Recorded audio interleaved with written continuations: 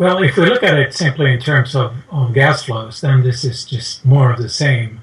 The two sides have been locked in conflict over gas pricing with periodic shutoffs of gas supplies for a decade or more.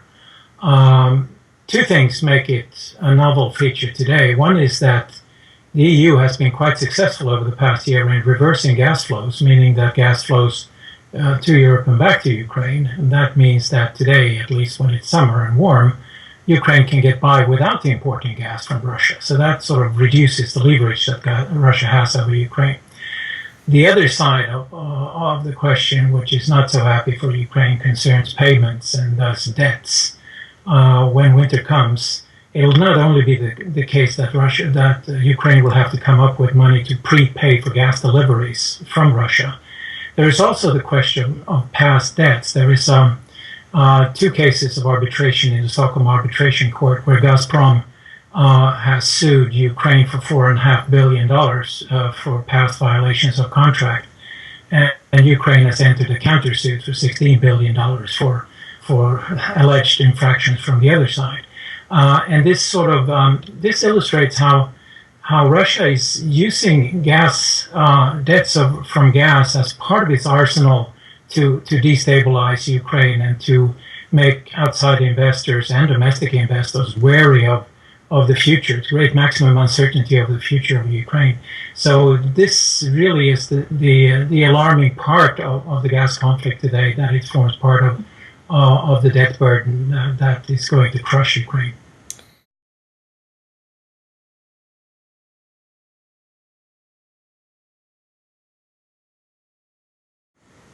Well, the broader implications are that Ukraine in March was basically bankrupt, and then the IMF stepped in with what it claimed was a $40 billion bailout package. And if you look at that bailout package, a significant part, about $15 billion or so, are assumed debt reliefs from private bondholders, and that is not something that the IMF can dictate. And if the bondholders don't agree to what is known in the business as a haircut, i.e. a write-down of the debt, and they're not willing to do that, if they don't, then the whole bailout operation comes up short, and the financing gap means that Ukraine will go into default. And the key role that is played by Russia here is that Russia has a bond from December 2013 of $3 billion that is viewed by Russia as official debt and is viewed by others as private bond debt. So other investors say if Russia can't be forced to join discussions on write-down of the debt, then we won't accept either. And Russia simply stonewalls, saying this is not private debt, this is official debt, and we're not going to be party of it. So Russia here has a gun to the head of the Central Bank of Ukraine. By simply refusing to enter negotiations, it can scupper the whole debt restructuring deal. And this places the IMF in a terrible position, because the IMF now has first its credibility badly shaken and its finances badly shaken by the Greek crisis, which looked like we're facing Brexit. And it now has to somehow maneuver its way through debt negotiations with private bondholders and with the Russians in the Ukrainian mess, and that's not an easy situation.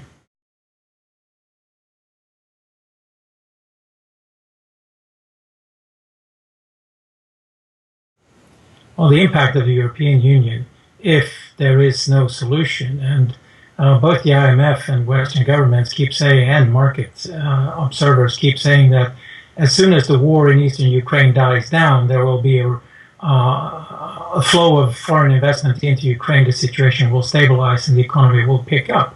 The only question is, who is going to bring about an end to the war in eastern Ukraine? Russia is bent on demonstrating what it has been arguing all the way. There can be no solution to the crisis in Ukraine without including Russia. So their interest is to keep the debt crisis going, to keep a low-intensity conflict in eastern Ukraine going, and to slowly suffocate all possibilities for a solution to the financial and macroeconomic crisis in Ukraine. And the economy in Ukraine is just going down the drain now, both with inflation and with negative growth. So it is looking like we are headed, without any deal that includes Russia, for a sovereign default and maybe for a Ukrainian failed state with a second rebellion against the government. And the costs of such a negative scenario to German taxpayers in particular will far exceed the costs of whatever will come out of the Greek mess.